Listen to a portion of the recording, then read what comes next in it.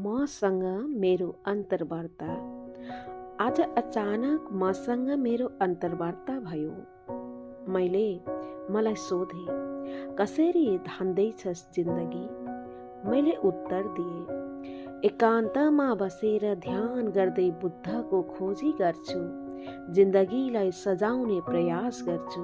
के ठिक? कतिखेर पुर्लुक्क हुन्छु। जति छु, जे छु, जहाँ छु, खुसी छु।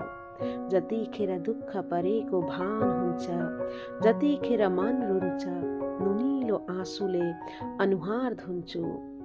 संसारमा म भन्दा दुखीहरूको सम्झना गर्छु अनि आफैलाई सम्झाउँछु। अन्तरात्मासँग सम्झौता गर्छु। आफूदेखि केही पर सर्छु अनि नुनिला दुःखहरू ढुङ्गे बगरमा छर्छु अनि बुद्ध खोज्छु अनि तपोवन पुग्छु अनि खुसी हुन्छु।